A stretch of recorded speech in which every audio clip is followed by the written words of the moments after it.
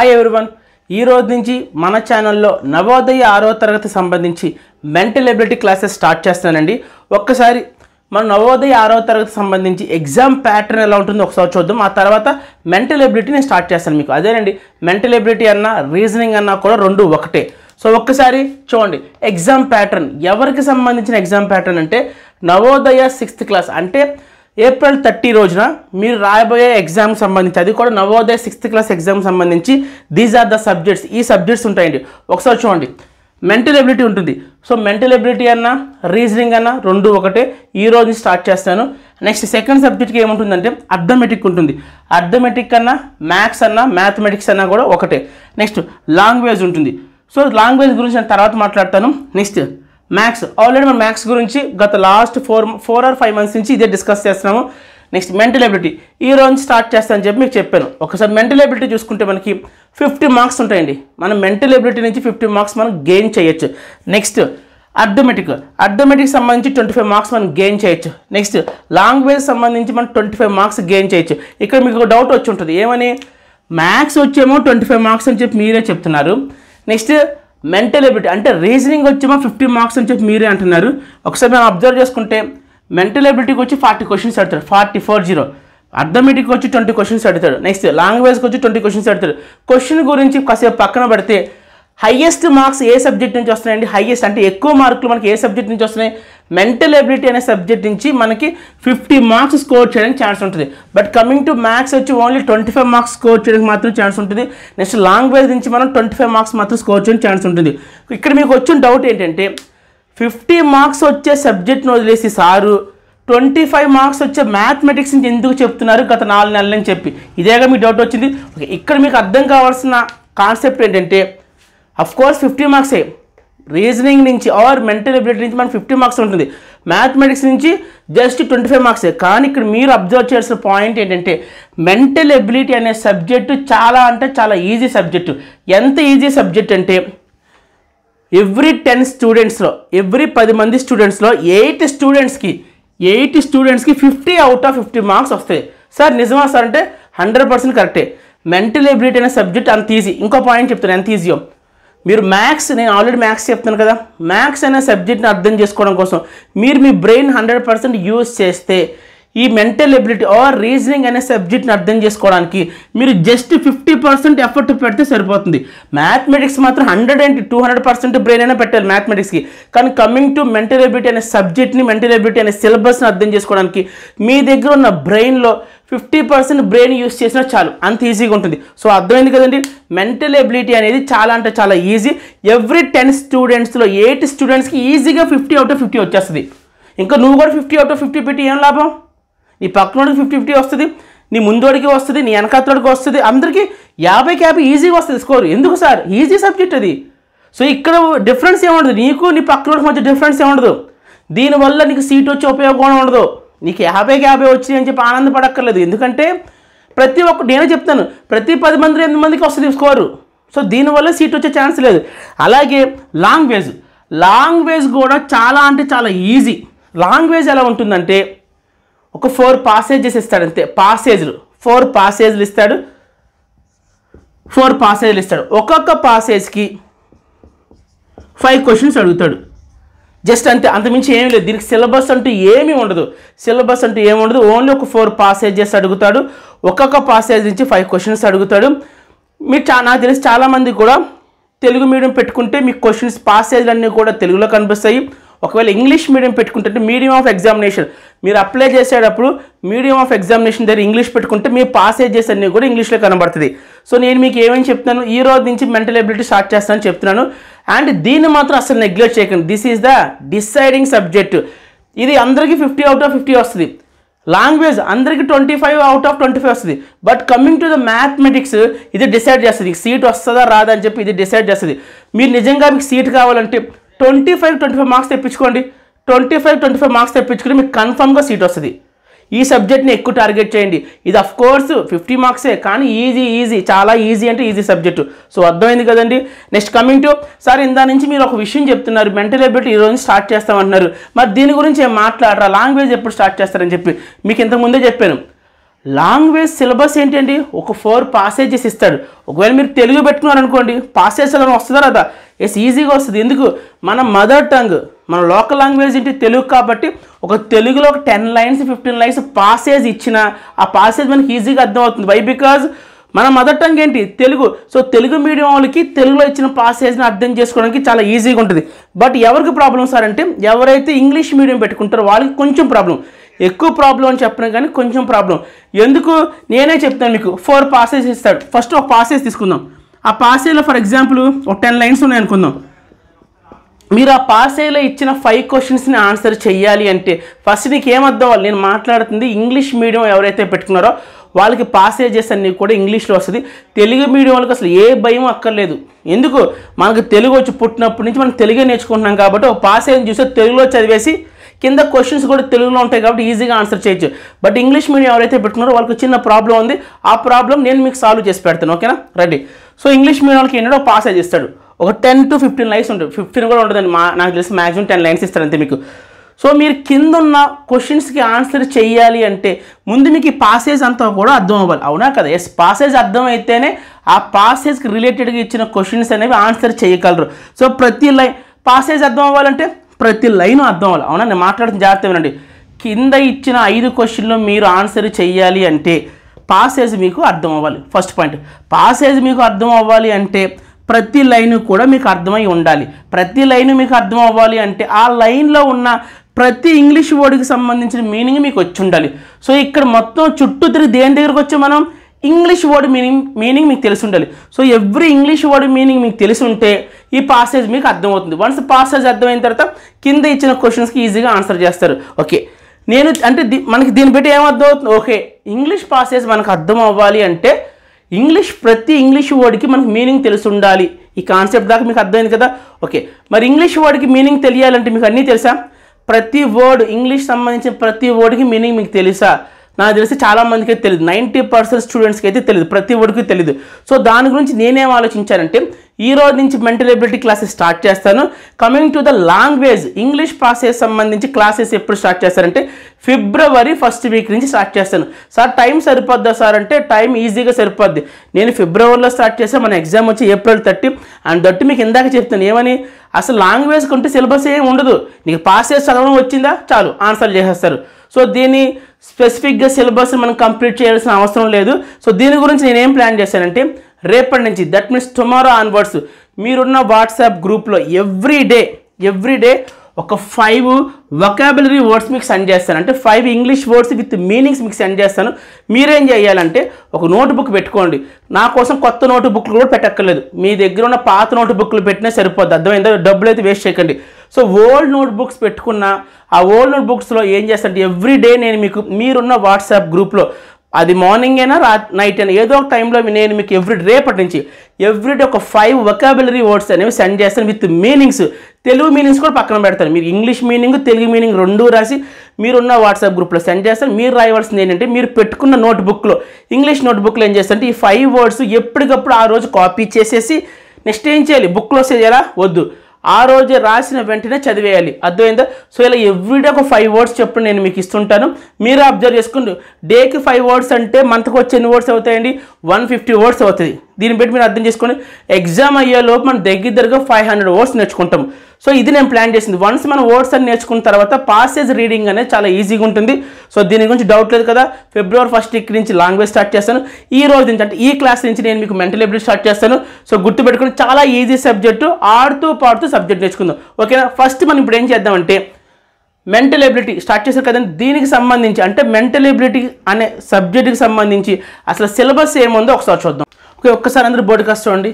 ఇది మెంటల్ ఎబిలిటీకి సంబంధించిన సిలబస్. అది కూడా 6వ తరగతి నవోదయ 6వ తరగతికి సంబంధించి మెంటల్ ఎబిలిటీకి సంబంధించిన సిలబస్. ఒకసారి అందరూ కూడా నోట్ డౌన్ చేసుకోండి. ఒకసారి చదువుతాను, చదివిన తర్వాత మీరు నోట్ డౌన్ చేసుకోండి. First one odd men out, second one analogy, third one figure matching, fourth one pattern completion, fifth one figure series completion, sixth one geometrical figure completion, seventh one mirror image, eighth one punched hole pattern, ninth one space visualisation, 10th one embedded figure. So మనకి mental ability అనే సబ్జెక్ట్కి సంబంధించి there are only 10 chapters.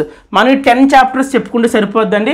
మీరు ఈజీగా 50 out of 50 marks అనేవి ఈజీగా gain చేయొచ్చు. అర్థమైంది కదండి. సో అందరూ కూడా 10 చాప్టర్స్ నేమ్స్ అనేవి నోట్ డౌన్ చేసుకోండి. ఇక్కడ తెలుగు మీడియంలో అడుగుతారు, సార్ మరి మాకు చెప్పరా తెలుగులో అని చెప్పి. ఏం అక్కర్లేదండి, తెలుగు మీడియంలో కూడా ఇవే నేమ్స్ రాసుకోండి, ఇంగ్లీష్ నేమ్స్ రాసుకోండి. ఎందుకంటే నేను ఎలాగో ప్రతి చాప్టర్ చెప్పేటప్పుడు మళ్ళీ ఎక్స్ప్లెనేషన్ అంతా ఇస్తాను కాబట్టి ప్రస్తుతానికి తెలుగు మీడియంలో కూడా ఈ 10 చాప్టర్స్ నేమ్స్ ఇంగ్లీష్లోనే రాసుకోండి. ఒక వీడియోని పాజ్లో పెట్టి అప్పుడు కాపీ చేసుకోండి. ఒక్కసారి అందరూ బోర్డు కాస్ట్ చూడండి. ఫస్ట్ ఆఫ్ ఆల్ ఈ రోజు క్లాస్ చాలా అంటే చాలా ఇంపార్టెంట్ క్లాసు. వై? బికాజ్ మనం ఈ రోజు నుంచి మెంటల్ ఎబిలిటీ స్టార్ట్ చేస్తున్నాం. ఆ విషయం ఈ పాటికి అర్థమై ఉంటుంది. సో స్టార్టింగ్ క్లాస్ అనేది బేసిక్స్ అనమాట. సో వన్స్ ఈ బేసిక్స్ మీకు అర్థమైతే మెంటల్ ఎబిలిటీ అనే క్లాసు ఆర్ సబ్జెక్ట్ అనేది చాలా ఈజీగా అర్థమవుతుంది. స్కిప్ చేయకుండా ఈ మినిట్ నుంచి, ఇంతకుముందు మీరు స్కిప్ చేసినా పర్లేదు, బట్ ఈ మినిట్ నుంచి నేను ఏదైతే చెప్తున్నానో ఎక్కడ స్కిప్ చేయకుండా జాగ్రత్త చూడండి. చాలా చాలా ఇంపార్టెంట్ క్లాసు. సో ఇప్పుడు వింటే సరిపోతుంది, తర్వాత మీకు ఒక డౌట్ కూడా రాదు. So first one, so mental ఎబిలిటీలో నేను ఫస్ట్గా స్టార్ట్ చేయబోతున్న చాప్టర్ వచ్చి odd man out. So everyone please keep the heading as odd man out.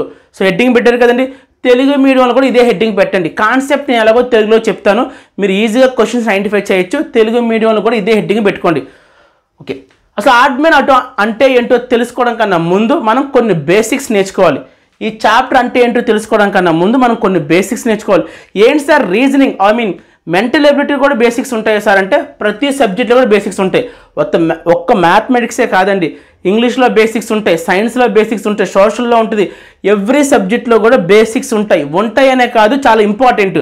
Basics అనేవి చాలా చాలా ఇంపార్టెంట్. రండి అసలు రీజనింగ్లో ఉన్న బేసిక్స్ ఏంటో ఒకసారి చూద్దాం. ఇది రీజనింగ్ బేసిక్స్ కాదండి, ఆడ్ మ్యాన్ అవుట్ అనే చాప్టర్కి సంబంధించిన బేసిక్స్ ఒకసారి చూడండి. ఫస్ట్ నేను ఏం రాశాను, నేను మళ్ళీ చెప్తాను. ఈ బేసిక్స్ అనేవి ఆడ్ మ్యాన్ అవుట్ అనే చాప్టర్కి సంబంధించి మెంటల్ ఎబిలిటీకి సంబంధించిన బేసిక్స్, జాగ్రత్తగా వినండి. First one, alphabets. ఆల్ఫాబెట్స్ అంటే ఏంటండి సార్? మాకు తెలుసు సార్. ఎస్ తెలుసు, మీ అందరికీ తెలుసు ఆల్ఫాబెట్స్ అంటే ఏంటి. సో జనరల్గా ఆల్ఫాబెట్స్ అంటే ఇంగ్లీష్లో ఏ నుంచి స్టార్ట్ అయ్యి జెడ్ వరకు ఉండే వాటిల్ని మనం ఏమని పిలుస్తామంటే ఆల్ఫాబెట్స్ అంటాం. ఇంగ్లీష్ లెటర్స్ అండి ఇవన్నీ కూడా. సో అర్థమైంది కదండి. సో ఇంగ్లీష్ ఆల్ఫాబెట్స్ని మనం 2 కేటగిరీస్ కింద చేస్తాం, అంటే 2 పార్ట్స్ కింద డివైడ్ చేస్తాం ఇంగ్లీష్ ఆల్ఫాబెట్స్ని. సో ఫస్ట్ పార్ట్ ఏంటంటే వొవెల్స్, సెకండ్ పార్ట్ ఏంటంటే కాన్సనెంట్స్. జాగ్రత్త వినండి, మాకు వచ్చో అనుకోకండి, చూడండి వచ్చినా చూడండి, బేసిక్స్ కదా చాలా ఇంపార్టెంట్. సో ఇంగ్లీష్లో ఉన్న ఏ నుంచి జెడ్ వరకు ఉన్న లెటర్స్ని 2 భాగాల కింద డివైడ్ చేస్తారు, 2 కేటగిరీస్ చేస్తారన్నమాట. సో ఫస్ట్ భాగం ఆర్ ఫస్ట్ పార్ట్ వచ్చేమో వొవెల్స్ అంటారు. సార్ తెలుగులో కూడా చెప్పండి, వొవెల్స్ తెలుగులో అచ్చులు అంటారు. అలాగే సెకండ్ పార్ట్ ఏమో కాన్సనెంట్ అంటారు. సో తెలుగులో రాసుకుంటే హల్లులు అని రాసుకోండి, హల్లులు. సో అచ్చులు హల్లులు తెలుగులో మీకు తెలిసే ఉంటుంది కదా. సో ఇంగ్లీష్ లెటర్స్లో ఏ నుంచి జెడ్ వరకు ఉన్న లెటర్స్లో ఏ లెటర్స్ని వొవెల్స్ అంటారు చెప్పాలి ఫాస్ట్గా. ఇంగ్లీష్ లెటర్స్లో ఉన్న ఏ నుంచి జెడ్ వరకు ఉన్న లెటర్స్లో ఏ లెటర్స్ని వొవెల్స్ అంటారు, మాట్లాడాలి. ఏ క్యా and E I O U. So these letters are called vowels. English మీకు ఆల్రెడీ తెలిసే ఉంటుంది. సో వొవెల్స్ అంటే ఏంటి, ఏ ఈ ఐ ఓ యు, వీటిల్ని ఏమని పిలుస్తాం, వొవెల్స్ అంటాం, తెలుగులో అచ్చులు అంటారు. మరి కాన్సనెంట్స్ అంటే ఏంటి, ఈ లెటర్స్ కాకుండా ఇంగ్లీష్ ఆల్ఫాబెట్స్లో ఉన్న 26 లెటర్, మనకి ఏ నుంచి జెడ్ అంటే ఎన్ని లెటర్స్ అంటే టోటల్గా 26 లెటర్స్ అంతే కదా. మొత్తం ఇంగ్లీష్ ఆల్ఫాబెట్స్ మనకు వచ్చి 26 లెటర్స్. సో 26 లెటర్స్నేమో కాన్సనెంట్స్ వొవెల్స్ కింద క్లాసిఫై చేస్తాము. వొవెల్స్ అంటేనేమో ఏ ఈ ఐ ఓ యు. మరి కాన్సనెంట్స్ అంటే ఏంటంటే ఇవి కాకుండా, ఈ లెటర్స్ కాకుండా ఏవైతే మిగులుతుంటాయో రిమైనింగ్ లెటర్స్ అన్నీ కూడా, లైక్ ఇవి కాకుండా రిమైనింగ్ లెటర్స్ చెప్పండి. ఏ నుంచి జెడ్ వరకు ఉన్న లెటర్స్లో ఇవి కాకుండా రిమైనింగ్ లెటర్స్ చెప్పండి. సో బి సి డి ఈ. ఈ రాయకూడదు, ఎందుకంటే ఈ అనేది ఇక్కడ రాస్తాం, వొవెల్ అని చెప్తాను. ఎఫ్ జి హెచ్ ఐ రాయాలా, వద్దు, ఐ కూడా ఇక్కడ ఉంది, వొవెల్స్లో ఉంది. సో ఐ రాదు. Next J and so on. So వీటిల్ని వొవెల్స్ అంటారు, వీటిని కాన్సనెంట్స్ అంటారు. నేను ఎప్పుడైనా ఏదైనా క్వశ్చన్ ఎక్స్ప్లెయిన్ చేస్తున్నప్పుడు నీకు అక్కడ నేను ఈ అనేది ఏంటి అనగానే వొవెల్ అని చెప్పగలగాలి, కే అనేది ఏంటి అనగానే కాన్సనెంట్ అని చెప్పగలగాలి. ఇదేమో హచ్ అని చెప్పాలి, దాన్ని హల్లు అని చెప్పాలి. సో రెండింటి మీద డిఫరెన్స్ తెలుసుకోండి. ఇవి బైహార్ట్ చేయించాలి, అవి బైహార్ట్ చేయక్కర్లేదు. ఏఈఐఓ యు ఈ 5 లెటర్స్ని మీరు వొవెల్స్ అని గుర్తుపెట్టుకుంటే ఇవి కాని లెటర్స్ ఆటోమేటిక్గా కాన్సనెంట్స్ అని చెప్పి మీకు అర్థమవుతుంది. సో క్లియర్, ఇంగ్లీష్ ఆల్ఫాబెట్స్ సంబంధించి బేసిక్ అర్థమైంది కదా. Next coming to numbers. Okay numbers మీకు తెలిసిందే మనం మ్యాథమెటిక్స్లో ఏ బేసిక్స్ అయితే నేర్చుకున్నామో ఇక్కడ కూడా అవే. సో నేను చెప్పకుండా మీరు చెప్పాలి. సో ఇంగ్లీష్ నెంబర్స్ అనగా మనకి ఏమొస్తాయండి? ఫస్ట్ ఈవెన్ నెంబర్ అంటే ఏంటో తెలియాలి. ఈవెన్ నెంబర్ మీకు వచ్చు కదండి, వచ్చారదా? ఒకవేళ రాకపోతే మనం బేసిక్స్ చెప్పుకున్న మ్యాథమెటిక్స్ అక్కడికి వెళ్ళి ఒకసారి చూడండి. బట్ ఫాస్ట్గా ఒకసారి చెప్తాను, జాగ్రత్త ఉండి. ఈవెన్ నెంబర్ అంటే ఏమీ లేదండి, ఒక నెంబర్కి సంబంధించిన లాస్ట్ డిజిట్ అనేది ఒకవేళ 0 ఉన్నా 2 ఉన్నా 4 ఉన్నా 6 ఉన్నా 8 ఉన్నా ఒక నెంబర్కి సంబంధించిన last digit or unit place అనేది ఈ 5 డిజిట్లో ఏ ఒక్క డిజిట్ ఉన్నా దాన్ని ఈవెన్ నెంబర్ అంటారు. సార్ ఇంకో డెఫినేషన్ చెప్పండి సార్. చెప్తాను. ఒక నెంబర్ అనేది 2తో డివైడెడ్ బై అవుతే 2తో డివిజిబుల్ అయితే, ఒక నెంబర్ అనేది 2తో డివిజిబుల్ అయితే ఆ నెంబర్ను కూడా మనం ఈవెన్ నెంబర్ అంటారు. సార్ 2 డివిజిబుల్ రూల్ ఏంటి సార్? ఆల్రెడీ నేను మీకు మ్యాథమెటిక్స్లో డివిజిబుల్ రూల్స్ చెప్పాను, ఒకసారి చూడండి. ఎందుకంటే మళ్ళీ అక్కడ చెప్పిందంతా ఇక్కడ చెప్తే టైం వేస్ట్ అవుతుంది, అవునా కదా? ఎస్. సో ఏ నెంబర్కి సంబంధించి last digit or unit digit అనేది ఈ 5 డిజిట్లు ఏ ఒక్క డిజిట్గా ఉన్నా ఆ నెంబర్ని ఈవెన్ నెంబర్ అంటారు.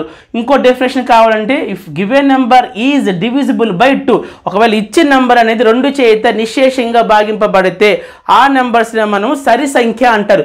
తెలుగులో దీన్ని ఈవెన్ సరి సంఖ్య అంటారు. Next odd number. Odd number అంటే ఏంటి? ఈ డిజిట్స్ కాకుండా మనకి ఇచ్చిన నెంబర్లో last digit or unit digit అనేది ఈ 5 డిజిట్లు కాకుండా వేరే ఏ డిజిట్ ఉన్నా, వేరే ఏ డిజిట్ అన్నా ఏంటి? 1 3 5 7 9 ఈ 5 డిజిట్లు ఏ ఒక్క డిజిట్ అయినా ఒక నెంబర్లోని లాస్ట్ డిజిట్గా ఉంటే ఆ నెంబర్ని ఆడ్ నెంబర్ అంటారు. తెలుగులో చెప్పాలంటే బేసి సంఖ్య. ఇంకో డెఫినేషన్ కావాలంటే, if the given number is not divisible by 2, ఒకవేళ ఇచ్చిన సంఖ్య అనేది 2 చేత భాగింపబడకపోతే అలాంటి సంఖ్యల్ని మనం ఆడ్ నెంబర్స్ అంటారు. తెలుగులో మాట్లాడాలంటే బేస్ సంఖ్యలు అంటారు. సో క్లారిటీ వచ్చింది కదండి. నెక్స్ట్ నేనైతే కంప్లీట్ ఎక్స్ప్లెనేషన్ ఇవ్వట్లేదు. ఎందుకు ఇవ్వట్లేదు? ఇంతకుముందు చెప్పేశాను. నెక్స్ట్ ఈవెన్ నెంబర్ అర్థమైంది, ఆడ్ నెంబర్ అర్థమైంది. Next prime number. Okay, prime అంటే ఏంటి చెప్పాలి. మ్యాథమెటిక్స్ చదివాము, చెప్పాలి. ప్రైమ్ నెంబర్స్ ఏంటి? If any number has only 2 factors, if any number has exactly 2 factors, ఏ నెంబర్స్కి అయితే ఓన్లీ 2 కారణాంకాలు ఉంటాయో అలాంటి నెంబర్స్ మనం ప్రైమ్ నెంబర్స్ ఉంటాము. తెలుగులో చెప్పాలంటే ప్రధాన సంఖ్యలు అంటారు. సో ప్రైమ్ నెంబర్స్ అంటే ఐడియా ఉంది కదా. ఒక ప్రైమ్ నెంబర్స్ తీసుకొని దానికి ఫ్యాక్టర్స్ ఫైండ్ అవుట్ చేస్తే దానికి వచ్చే ఫ్యాక్టర్స్ ఓన్లీ 2 వస్తాయి. ఆ 2 ఏంటి? 1 అండ్ ఇట్ సెల్ఫ్. ఏ నెంబర్కి అయితే 1 అండ్ ఇట్ సెల్ఫ్ ఫ్యాక్టర్స్గా ఉంటాయో, కారణాంకాలుగా ఉంటాయో అలాంటి నెంబర్స్ని such numbers are called prime numbers, ప్రధాన సంఖ్యలు అంటారు. అర్థం అవుతుందో? అర్థం కావట్లేదా? అర్థం కావట్లేదంటే మాత్రం it is better to refer hour old videos. మీరు ఒకసారి బ్యాక్కి వెళ్ళి మన ఓల్డ్ వీడియోస్ చూసుకుంటే better. Next one prime numbers అర్థమైంది కదండి. సో ప్రైమ్ నెంబర్స్ ఎగ్జాంపుల్ చెప్పండి. ఫస్ట్గా 2 3 5 7 11 13 17 19 and so on. Clear? Coming to the even number అంటే ఏంటో చూసాము, ఆడ్ నెంబర్ అంటే ఏంటో చూసాం, ప్రైమ్స్ అంటే ఏంటో చూసాం. Next last one composite number. విన్నామా లేదా? Composite number. ఎస్ విన్నాం. కాంపోజిట్ నెంబర్ ఐ థింక్ తెలుగులో అయితే సంయుక్త సంఖ్యలు అంటారు. ప్రైమ్ అయితే ప్రధాన సంఖ్యలు, కాంపోజిట్ నెంబర్ అయితే మన సంయుక్త సంఖ్యలు అంటారు. ఓకే, ఏంటి కాంపోజిట్ నెంబర్ అంటే ఏంటి? జస్ట్ ప్రైమ్ నెంబర్కి ఆపోజిట్ చెప్పడాన్ని. ప్రైమ్ నెంబర్కి మనం ఏదైతే డెఫినేషన్ చెప్పుకున్నామో ఆ చెప్పిన డెఫినేషన్ జస్ట్ రివర్స్ చేసి చెప్పండి. ప్రైమ్ నెంబర్కి ఏం చెప్పాము sir? Prime number has only 2 factors sir. మరి కాంపోజిట్కి ఏం చెప్పాలి? If any number has more than 2 factors, ఏదైనా ఒక సంఖ్యకి, ఒక నెంబర్కి 2 కన్నా ఎక్కువ కారణాంకాలు ఉంటే అలాంటి సంఖ్యలను such numbers are called composite numbers. So సింపుల్గా మీరు గుర్తుపెట్టుకోవాల్సిన పాయింట్ ఏంటంటే కాంపోజిట్ నెంబర్స్కి, సంయుక్త సంఖ్యలకి 2 కన్నా ఎక్కువ ఫ్యాక్టర్స్ ఉంటాయి. 2 ఫ్యాక్టర్స్ ఉన్నాయనుకోండి ప్రైమ్ నెంబర్స్, ప్రధాన సంఖ్యలు. 2 కన్నా ఎక్కువ ఫ్యాక్టర్స్ ఉన్నాయనుకోండి వాటిని కాంపోజిట్ నెంబర్స్ అంటారు. సో కాంపోజిట్ నెంబర్స్కి ఎగ్జాంపుల్ రాయాలంటే 4 అవుతుంది, 6 అవుతుంది అండ్ సో ఆన్ అవుతుంది. సో క్లియర్ అండి, ఇక్కడ వరకు అర్థమైంది కదా. Next one geometrical shapes. మనకి కొన్ని జామెట్రికల్ షేప్స్ తెలిసి ఉండాలి, వాటి యొక్క నేమ్స్ తెలిసి ఉండాలి. నేను కొన్ని జామెట్రికల్ షేప్స్ రాస్తాను, వాటికి ఒకవేళ మీకు నేమ్స్ తెలిస్తే చెప్పండి. So what is the name of this shape? What is the name of this geometrical shape? నేను బోర్డు మీద రాసిన ఈ షేప్కి సంబంధించి నేమ్ ఏంటి sir? This is called circle. Very good. దీని పేరేంటండి? సర్కిల్. తెలుగులో కూడా చెప్పండి సార్. వృత్తం అంటారండి తెలుగులో చెప్పాలంటే, వృత్తం. సో ఎప్పుడైనా మీకు మెంటల్ ఎబిలిటీ అనే ఏదైనా క్వశ్చన్ కనబడినప్పుడు ఇది కనబడంగా దీన్ని మీరు ఓకే ఇది సర్కిల్ అని చెప్పి ఐడెంటిఫై చేయడం రావాలి. నెక్స్ట్ వాట్ ఈస్ దిస్ అండి? మాట్లాడాలి. What is this sir? That is a square sir. Yes, నీకు ఎప్పుడైతే ఏదైనా షేప్కి సంబంధించి ఓకే ఒక షేప్కి సంబంధించి ఆల్ సైడ్స్ సో ఈ సైడ్ ఎంత లెంత్ ఉందో ఈ సైడ్ ఎంత లెంత్ ఉందో ఈ సైడ్ ఎంత లెంత్ ఉందో ఈ సైడ్ ఎంత లెంత్ ఉందో ఇవ్వండి. నేను మాట్లాడుతున్న భుజాలు అనమాట. ఇగో ఈ సైడ్ ఎంత ఉందో సారీ ఎరేజ్ అయింది. ఈ సైడ్ ఎంత లెంత్ ఉందో ఈ సైడ్ ఎంత లెంత్ ఉందో ఈ సైడ్ ఎంత ఉందో ఇలా ఆల్ సైడ్స్ ఒకే లెంత్ ఉంటే సేమ్ లెంత్ ఉంటే దాన్నే మనం ఏమని పిలుస్తామంటే స్క్వేర్ అని చెప్పి పిలుస్తాం. సో ఈ నేమ్ కూడా గుర్తుపెట్టుకోండి స్క్వేర్ SQUARE. సార్ తెలుగులో ఒకటి చెప్పండి చతురస్రం అంటారు. సో చతురస్రం అనే షేప్కి వచ్చి మనకి కంప్లీట్గా ఆల్ సైడ్స్ అంటే 4 సైడ్స్ కూడా ఒకే లెంత్లో ఉంటాయి. అది గుర్తుపెట్టుకోండి.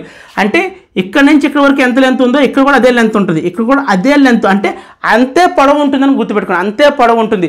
మొత్తం 4 వైపులో కూడా ఒకే పొడవు కనబడుతుంది మనకి. క్లియర్ అండి. Next coming to so what is this చెప్పాలి. జామెట్రికల్ షేప్, ఇది జామెట్రికల్ షేప్. ఈ షేప్ యొక్క నేమ్ ఏంటి అంటే దట్ ఈస్ కాల్డ్ రెక్టాంగిల్. ఇంక తెలుగులో చెప్పాలంటే దీర్ఘ చతురస్రాకారం. ఇదైతే చతురస్రాకారం, ఇదైతే దీర్ఘ చతురస్రాకారం. మనకి దీన్ని రెక్టాంగిల్ అని చెప్పి పిలాలి. సో రెక్టాంగిల్లో ఏంటంటే మనకి ఆపోజిట్ సైడ్స్ అంటే ఎదురెదురుగా ఉండేవి ఒకే లెంత్లో ఉంటాయి.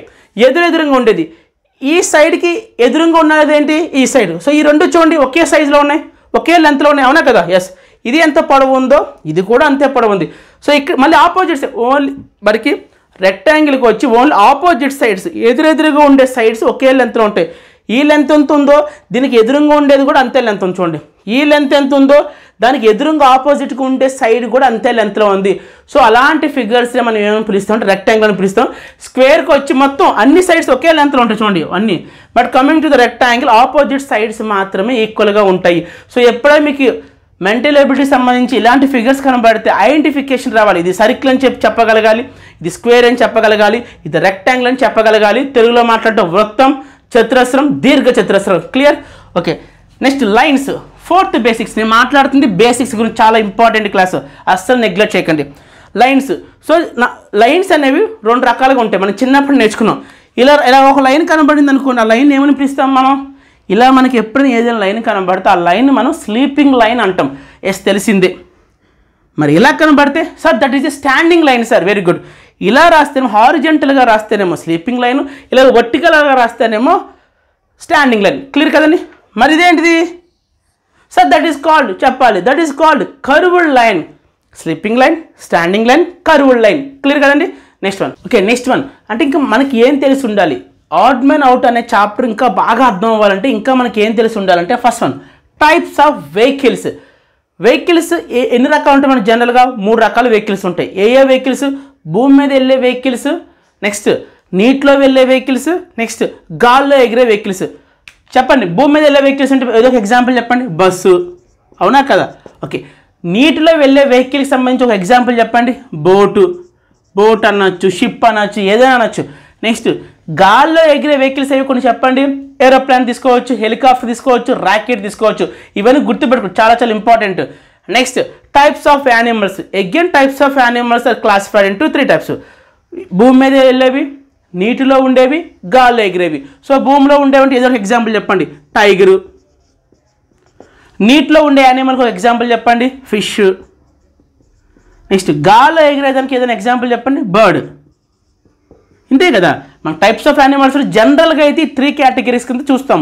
Next types of directions. చాలా చాలా ఇంపార్టెంట్ అండి, ఇది కాన్సెప్ట్ చాలా important. So types of directions తెలుగులో చెప్పాలంటే దిక్కులు. ఎన్ని రకాలు దిక్కులు? సో మనకు తెలిసిన జనరల్గా ఏంటంటే టైప్స్ ఆఫ్ డైరెక్షన్స్ అంటే 2 టైప్స్ అండి. Types of directions are classified into 2 types. So 1 వచ్చి cardinal directions, cardinal directions. Second 1 వచ్చేమో ఆర్డినల్ డైరెక్షన్స్.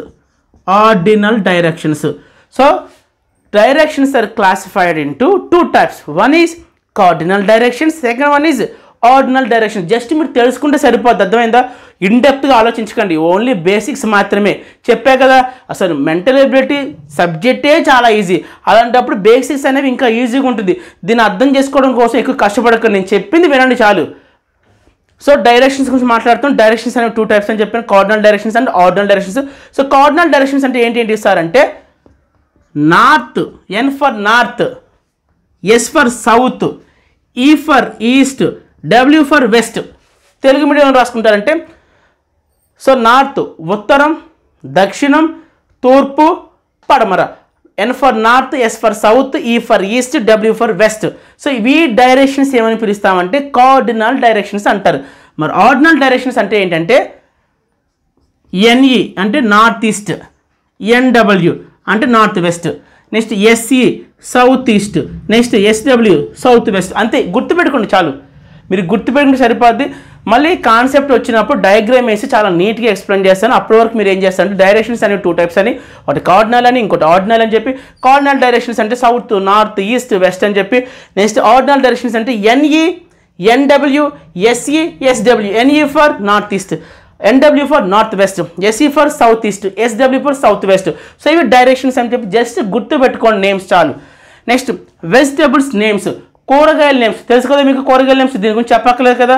అంటే ఏదైనా ఒక నేమ్ కనబడినప్పుడు, అది ఫర్ ఎగ్జాంపుల్ టొమాటో కనబడింది, టొమాటో కనబడంగానే దట్ ఈజ్ ఏ వెజిటేబుల్ అని చెప్పి మీకు అర్థం అవ్వాలి. ఓకే, బ్రింజల్ అని కనబడింది, బ్రింజల్. సో అది కనబడంగానే sir this is a vegetable name అని చెప్పి మీకు అర్థం అవ్వాలి. నెక్స్ట్ క్యారెట్ కనబడింది, క్యారెట్ ఈజ్ ఆల్సో మాట్లాడాలి వెజిటేబుల్, అవునా కదా. సో వెజిటేబుల్స్ నేమ్స్ చూడంగానే అది వెజిటేబుల్ అని చెప్పి నీకు అర్థం అవ్వాలి, కూరగాయల నేమ్ అని చెప్పి నీకు అర్థం అవ్వాలి. Next coming to I think here vegetable names అయిపోయింది. So it is over. Next coming to fruit names, పండ్ల నేమ్స్. పండ్లు మనం తింటాం కదా, ఫ్రూట్స్ అని మన అందరూ చాలా ఇష్టం కదా. సో ఫర్ ఎగ్జాంపుల్ యాపిల్ అని కనబడింది అనుకో, sir that is a fruit sir అని చెప్పాలి. బనానా కనబడింది అనుకో, sir that is a fruit sir. Grapes కనబడితే దట్ ఈస్ ఏ ఫ్రూట్ సార్. ఆరెంజ్ కనబడితే that is a fruit. Identification రావాలి, చాలా ఇంపార్టెంట్. ఇవన్నీ మనం నేర్చుకుని ఉంచితే తర్వాత ఆడ్ మ్యాన్ అవుట్ అనేది చిట్టికేసినంత ఈజీగా ఉంటుంది, గుర్తుపెట్టుకోండి. నెక్స్ట్ సో ఫ్రూట్ నేమ్స్ అయిపోయింది. నెక్స్ట్ ఫ్లవర్ నేమ్స్, పువ్వుల పేర్లు. సో ఐ థింక్ చాలామంది లేడీస్ తెలిసే ఉంటుంది, but boys are very weak at flower names. మన బాయ్స్కి అంతగా నేమ్స్ తెలియదు, కానీ అమ్మాయిలకి అయితే మాత్రం ఫ్లవర్ నేమ్స్ తెలుస్తుంది. బట్ మనకు తెలియదు అంటే పని అవ్వదు, మనం కూడా యాజ్ ఎ బాయ్గా తెలుసుకోవాలి. ఎందుకు? సబ్జెక్ట్ పాయింట్ ఆఫ్లో నేర్చుకోవాలి. సో ఒక ఫర్ ఎగ్జాంపుల్ రోజ్ అని కనబడింది అనుకో, రోజు. సో రోజ్ అనేది ఒక ఫ్లవర్ నేమ్ అని తెలియాలి.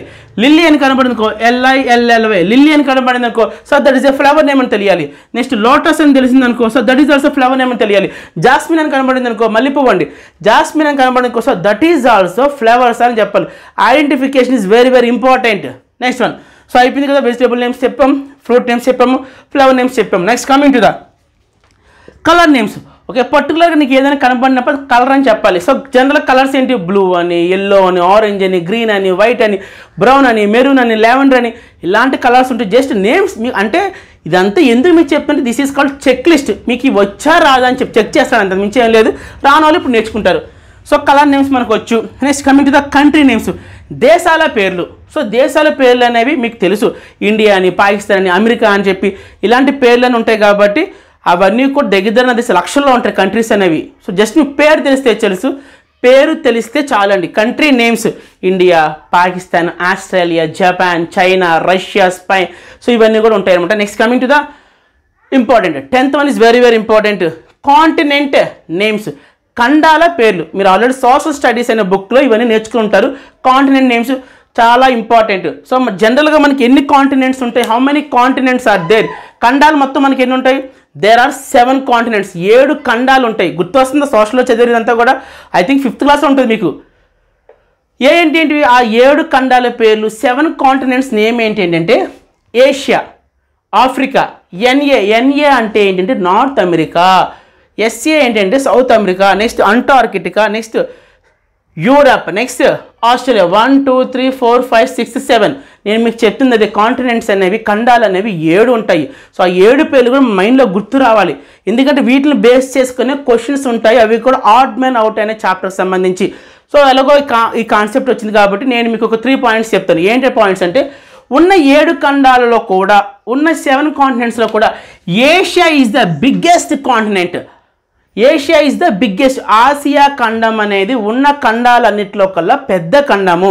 ఈ పాయింట్ మీరు చదువుకొని ఉంటారు. Next coming to the smallest, Australia is the smallest continent in all 7 continents. ఉన్న అన్ని ఖండాల్లో కూడా ఆస్ట్రేలియా అనే ఖండం అనేది అన్నింటిలో కల్లా అతి చిన్న ఖండము. ఇవన్నీ జీకే బిట్స్ అండి. So Asia is the biggest and Australia is the smallest. Okay sir 3 points అన్నారు. ఇంకో పాయింట్ ఏది? Yes, this is very very important point. Africa. Africa continent is also called dark continent. The Africa ఖండాన్ని మనం చీకటి ఖండంగా పిలుస్తాము. గుర్తుపెట్టుకు, చాలా important social studies bit. చీకటి ఖండంగా ఏ ఖండాన్ని పిలువబడుతుంది అంటే Africa. So Africa continent is also called dark continent. So ఇక్కడ వరకు అర్థమైంది కదండి. Okay, next basic. Okay, next మనం తెలుసుకోబోతున్న బేసిక్స్ వచ్చేమో డేస్ నేమ్స్. ఇవి చూడడానికి ముందు ఒక చిన్న రిక్వెస్ట్ అండి, ఏంటంటే ఇది మెంటల్ ఎబిలిటీకి సంబంధించిన ఫస్ట్ క్లాస్ కాబట్టి సో ప్రతి ఒక్కరు కూడా ఈచ్ అండ్ ఎవ్రీ వన్ కూడా వీడియోని లైక్ చేయండి, కామెంట్ చేయండి. ఫస్ట్ వీడియో కదా కొద్దిగా ఎంకరేజ్మెంట్గా ఉంటుంది. ప్రతి ఒక్కరు కూడా లైక్ కామెంట్ చేయడం అస్సలు మర్చిపోకండి. ఛానల్ సబ్స్క్రైబ్ చేయని వాళ్ళు మాత్రం ఛానల్ సబ్స్క్రైబ్ చేయండి. Next one. సో నెక్స్ట్ మనం నేర్చుకోబోతున్న బేసిక్ ఆర్ మనకు తెలియవలసిన బేసిక్ వచ్చి డేస్ నేమ్స్. సార్ మాకు బాగా వచ్చు సార్, వెరీ గుడ్. చెప్పండి ఒకసారి డేస్ నేమ్స్ చెప్పండి. Sunday, Monday, Tuesday, Wednesday, Thursday, Friday, Saturday. 1 2 3 4 5 6 7. Sir ఏంటి ఇలాంటి బిట్లు కూడా అడుగుతారా మెంటల్ ఎబిలిటీ? అందుకే ఈజీ సబ్జెక్ట్ అని చెప్పింది మీకు. మెంటల్ ఎబిలిటీ ఇలాంటి బిట్స్ కూడా అడుగుతారు. అందు గురించి నేను ఏమని చెప్పాను మీకు, మెంటల్ ఎబిలిటీ అనే సబ్జెక్టు చాలా అంటే చాలా ఈజీ సబ్జెక్టు. ప్రతి 10 మందిలో కూడా 8 మందికి 50 అవుట్ ఆఫ్ 50 వస్తుంది. బట్ ఎక్కడ రావు, ఏ స్టూడెంట్ అని ఎక్కడ కష్టపడతారు, మ్యాథమెటిక్స్ దగ్గర దొరికిపోతారు. చాలామంది స్టూడెంట్స్ మ్యాథమెటిక్స్ దగ్గర స్కోర్ చేయలేరు. సో అందు గురించి నేను లాస్ట్ 3 months 4 months నుంచి కూడా మ్యాథ్సే చెప్తాను. ఎందుకు, పక్కనోడు మైనస్ ఎప్పుడు కూడా మనకి ప్లస్ అవ్వాలి. గుర్తుపెట్టుకోండి, మీ లైఫ్లో సక్సెస్ అవ్వాలంటే మాత్రం పక్కనోడు మైనస్ ఎప్పుడు కూడా మనకి ప్లస్ అవ్వాలి. వాళ్ళు ఏ సబ్జెక్ట్లో వీక్ ఉన్నారో మనం ఆ సబ్జెక్ట్లో స్ట్రాంగ్ అవ్వాలి. గుర్తుపెట్టుకోండి, ఈ రీజనింగ్ లాంగ్వేజ్ అనేది ప్రతి ఒక్కరికి వస్తాయి మార్కులు, ఎవ్రీ వన్కి వస్తాయి. ఈవెన్ స్లో లెర్నర్స్ కూడా, స్లో లెర్నర్స్కి యావరేజ్ స్టూడెంట్స్ కూడా 50 అవుట్ ఆఫ్ 50 రీజనింగ్లో వచ్చేస్తాయి, అంటే మెంటల్ ఎబిలిటీలో వచ్చేస్తాయి. లాంగ్వేజ్లో కూడా 20 అవుట్ ఆఫ్ 25 వచ్చేస్తుంది. బాగా చదివే వాళ్ళకి కూడా మార్కులు రాని సబ్జెక్ట్ ఏంటి అంటే మ్యాథమెటిక్స్. మీరు దాని మీద ఎక్కువ ఫోకస్ చేయండి. ఎందుకు చెప్తున్నా అర్థం చేసుకోండి. Next coming two days names. తెలుసు కదా డేస్ నేమ్స్ సార్ తెలుసు. Next coming to the month names. నెలల పేర్లు తెలుసు కదా. మన నెలల పేర్లు వచ్చి సార్ చిన్నప్పుడు నేర్చుకున్నాం సార్. ఎస్, నేను కూడా చిన్నప్పుడు నేర్చుకున్నాను. చెప్పండి సరదాగా చెప్పండి. జనవరి, ఫిబ్రవరి, March and so on. Okay, names important కాదు, నేమ్స్ చెప్పడం అంత ఇంపార్టెంట్ కాదు. ఏ మంత్లో ఎన్ని రోజులు ఉన్నాయో చెప్పడం ఇంపార్టెంట్. ఇక్కడ ఏంటండి, ఏ మంత్లో ఏ నెలలో ఎన్ని రోజులు ఉన్నాయో టక్మని చెప్పాలి. అడగనా, చెప్తారా? చెప్పండి ఒకసారి. మార్చ్ ఎన్ని రోజులు ఉంటాయి మార్చ్లో? మొత్తం how many days are there in March? 31.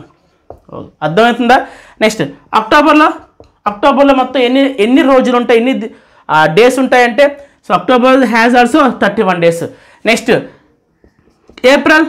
April ఎన్ని రోజులు ఉంటాయి? ఏప్రిల్లో సో 30 days ఉంటాయి ఏప్రిల్లో. మరి జూలైలో 31. మరి ఆగస్టులో 31. నాకు ఇంత ఫాస్ట్గా చెప్పాలి మీరు, ఇంత ఫాస్ట్గా వచ్చేసి ఎంతకి ఏ మంత్లో ఎన్ని నిమిషం చెప్పగలరు, టక్మని చెప్పగలరా? చెప్పమన్నాను కదా అని చెప్పి మొత్తం అంతా మంత్స్ అన్ని రాసుకొని ఆ పక్కన మళ్ళీ డేస్ అని రాసుకొని టైం వేస్ట్ అయిపోద్ది. నేను ప్రతిసారి కూడా మీకు చెప్తున్నాను, నిద్రలో లేపి అడిగినా సరే టక్మని చెప్పగలరు. వచ్చా రాదా? రాదని నేను చెప్తుంటే ఒక టెక్నిక్ చెప్తాను మీకు. రాదంటే ఓకే, వచ్చిన వాళ్ళు మాత్రం వదిలేయండి. రాని వాళ్ళ కోసం టెక్నిక్ చెప్తాను. ఈ టెక్నిక్ అనేది కేవలం రాని వాళ్ళ కోసం మాత్రమే. దయచేసి నవ్వుకోకండి టెక్నిక్, ఎందుకంటే ఏదో రకంగా సబ్జెక్ట్ గుర్తుపెట్టుకోవాలి అంతే. అర్థమైందా? సబ్జెక్ట్ గుర్తుపెట్టుకోవడం కోసం మాత్రమే టెక్నిక్. ఏంటంటే జనవరి నుంచి డిసెంబర్ దాకా ఉండే మంత్కి సంబంధించి డేస్ ఎలా గుర్తుపెట్టుకోవాలనుకుంటే, ఫస్ట్ ఆఫ్ ఆల్ ఫిబ్రవరి మంత్కి 28 days ఉంటుంది, అవునా కదా? అది ఒకవేళ లీప్ ఇయర్ అయితే మాత్రం లీప్ సంవత్సరం అయితే 29 రోజులని, non leap year are normal year అయితే మాత్రం 28 days ఉంటాయని చెప్పి మనం ఇంతకుముందే నేర్చుకున్నాము. సో ఫిబ్రవరి మంత్ని కాసేపు పక్కన పెట్టేయండి. ఫిబ్రవరి మంత్ అనగానే మీకు గుర్తు రావాల్సింది 28 days అని గుర్తు రావాలి. ఇంకా రిమైనింగ్ ఏ మంత్ తీసుకున్నా, ఏ నెల తీసుకున్నా ఐదర్ 30 or 31 అంతే కదా.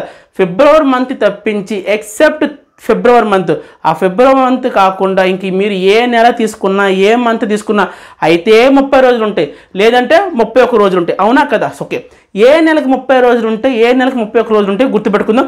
ఫిబ్రవరి గురించి ఆలోచించకండి, అది 28, అది పక్కన తీసి డిలీట్ చేసేయండి. సో అయింది కదా. Next one. ఓకే, ఎలా గుర్తుపెట్టుకోవాలి సార్ అంటే, ఫస్ట్ ఆఫ్ ఆల్ 2 కూడా ఇలా పెట్టుకోండి, చేతులు పిడికిలు బిగించి ఇలా పెట్టుకోండి. జస్ట్ గుర్తుపెట్టుకోవడం కోసం మాత్రం నవ్వకండి, అర్థం పెట్టుకుంటారు కదండి. ఓకే, 2 ఇలా పెట్టుకున్న తర్వాత మీకు ఎత్తుగా తగులుతుంది చూసారు, ఇక్కడ బోన్ తగులుతుంది చూసారా? కాండ పెట్టుకొని చూసుకోండి, బోన్ తగులుతుంది, ఇక్కడ బోన్ తగులుతుంది, ఇక్కడ బోన్ తగులుతుంది, ఇక్కడ బోన్ తగులుతుంది. ఎత్తుగా ఉన్నవన్నీ కూడా బోన్ తగులుతుంది ప్రతిదీ కూడా నీకు 31 days ఉంటాయి. ఇది జనవరి పెట్టుకుందాం, ఇది జనవరి. నెక్స్ట్ ఇక్కడ డౌన్ ఉంచండి, కనబడుతుంది ఇక్కడ డౌన్ ఫిబ్రవరి, మరి ఇక్కడ అప్ మార్చ్, ఇక్కడ డౌన్ ఏప్రిల్, ఇది మే, ఇది జూన్, ఇది జూలై, మళ్ళీ ఇలా పెట్టండి. జూలై తర్వాత ఆగస్టు చూడండి, ఇక్కడ బోన్ తగులుతుంది అంటే అప్ అంటే ఎత్తుగా ఉంది ఆగస్ట్. సెప్టెంబర్ పక్కన డౌన్ ఉంది, September, October, so November, December. First మీరు ఈ ఎత్తుగా ఉన్నది ఏమో 31st డేస్ అని గుర్తుపెట్టుకోండి, డౌన్గా ఉందేమో 30 డేస్ అని గుర్తుపెట్టుకోండి. ఒకసారి ప్రాక్టీస్ చేయండి. ఇలా చేతులు పెట్టండి, పెట్టారు కదండి, ఇట్టించి కౌంట్ చేసుకొని రండి. మనకి ఎక్కడైతే బోన్ తగులుతుందో చూడండి, ఇక్కడ బోన్ తగులుతుందా, మరి ఇటు పక్క డౌన్ ఉంది చూడండి. అలాగే ఇక్కడ చూడండి తగులుతుంది కదా, అప్ అంటే ఎత్తుగా ఉంది కదా, ఈ పక్కన చూడండి డౌన్ ఉంది, ఇక్కడ అప్ ఎత్తుగా ఉంది, ఇక్కడేమో డౌన్గా ఉంది. సో డౌన్గా ఉన్నది ప్రతిదీ కూడా 30 డేస్, అప్గా ఉన్నది ప్రతిదీ కూడా అంటే ఎత్తుగా బోన్ తగులుతుంది ప్రతిదీ కూడా 31st డేస్. ఒకసారి కౌంట్ చేద్దామండి. జనవరి, ఫిబ్రవరి, మార్చి, ఏప్రిల్, మే, జూన్, జూలై వచ్చి ఇక్కడ ఆగింది. నెక్స్ట్ చూడండి August, September, October, November, December. అర్థమైంది కదా, జస్ట్ మీరు ఈ మంత్స్ గుర్తుపెట్టుకుంటే సరిపోద్ది. ఎత్తుగా ఉందేమో 31st డేస్ అని, డౌన్గా ఉందేమో 30 డేస్ అని చెప్పి. ఇప్పుడు జూలై అన్నాను నేను, జూలై మంత్కి ఎన్ని డేస్ అని జస్ట్ ఇలా పెట్టాను. జూలై కౌంట్ చేసుకుంటాను. జూలై ఎక్కడ వస్తుంది, జనవరి, ఫిబ్రవరి, మార్చి, ఏప్రిల్, మే, జూన్, జూలై. చూసారా ఎత్తుగా తగులుతుంది. సో ఎత్తుగా తగులితే ఏమని చెప్పాను, 31st డేస్. అక్టోబర్ చూద్దామా, కౌంట్ చేయండి. జనవరి, ఫిబ్రవరి, ఈ పక్కన డౌన్ నుంచి అది కూడా కౌంట్ చేసుకోవాలి. జనవరి, ఫిబ్రవరి, మార్చి, ఏప్రిల్, మే, జూన్, జూలై దాకా వచ్చాను. నేను అక్టోబర్ అడిగాను. జూలై తర్వాత మళ్ళీ ఇలా పెట్టి దీన్ని యాడ్ చేయండి. జూలై తర్వాత ఆగస్టు, సెప్టెంబర్, అక్టోబర్. చూసారా అక్టోబర్కి కూడా చూసారా మనకి ఒక బోన్ తగులుతుంది, అప్ అనమాట, ఇది ఎత్తుగా ఉంది. సో అక్టోబర్కి కూడా 31st డేస్ ఉంటాయి. సో ఇది కేవలం మీరు గుర్తుపెట్టుకోవడం కోసం మాత్రమే చెప్తున్నాను. ఇదండి ఆడ్ మ్యాన్ అవుట్కి సంబంధించిన బేసిక్స్. దీనికి సంబంధించిన ప్రాబ్లమ్స్ అనేవి ఎలా ఉంటాయో నెక్స్ట్ క్లాస్లో చూద్దాము. అలాగే వీడియోని లైక్ చేయడం, కామెంట్ చేయడం అస్సలు మర్చిపోకండి. Because this is our first video A subject సంబంధించి, మెంటల్ ఎబిలిటీ సంబంధించి. సో ఫస్ట్ ఆఫ్ ఆల్ మీరు పాయింట్ చెప్పండి, ఈజీగా ఉందా లేదా, చాలా ఈజీ.